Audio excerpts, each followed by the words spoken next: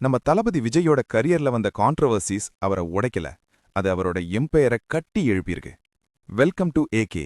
இன்னைக்கு நம்ம பார்க்க போறது ஒரு சாதாரண டைரக்டர் புள்ள எப்படி தமிழ்நாடோட அன்ஸ்டாப்பபிள் ஃபோர்ஸா மாறினார்னு தான். 1992ல நாளைய தீர்ப்பு ஃப்ளாப் ஆனப்ப இந்த மூஞ்சியெல்லாம் ஹீரோவா, இவன் ஹேர் ஸ்டைல் சரியில்லை, நடக்கிறது சரியில்லைன்னு டாப் மேகசின்ஸ்லயே கேவலமா எழுதினாங்க. அது அவருக்கு ஒரு ட்ராமாவா இருந்தாலும் அவர் அதையே ஃபியூவலா மாத்தினாரு. 1996ல பூவே உனக்காக வந்தப்போ அதே கிரிட்டிக்ஸ் த பாய் நெக்ஸ்ட் டோர்னு கொண்டாடுனாங்க. இதுதான் சைலண்ட் ரிவெஞ்ச். அதுக்கப்புறம் அவர் மாஸ் ஹீரோவா உயர்ந்த போதும் சோதனைகள் நிக்கல. தலைவா ரிலீஸ் ஆகாம பைரேட்டட் காப்பீஸ் வந்தப்போ ப்ரொடியூசர்ஸ்க்கு பயங்கர லாஸ். அன்னைக்கு விஜய் தன்னோட சேலரியில ஒரு பெரிய அமௌண்ட்டை திரும்ப கொடுத்து ப்ரொடியூசர்ஸை காப்பாத்தினாரு. ரஜினிகாந்துக்கு அப்புறம் இப்படி பண்ண ஒரே ஆளு விஜய் தான்.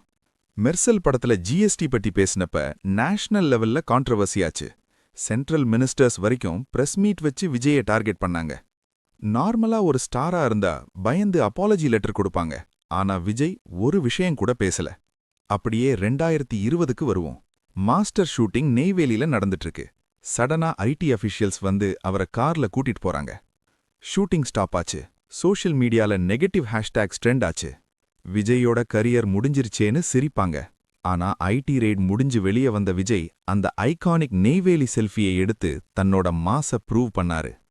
அந்த செல்ஃபி வெறும் ஃபேன் சர்வீஸ் இல்ல, அது ஒரு PR master piece.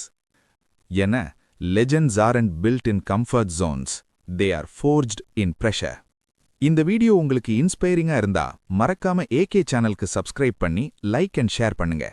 Keep supporting AK. Stay strong, stay inspired.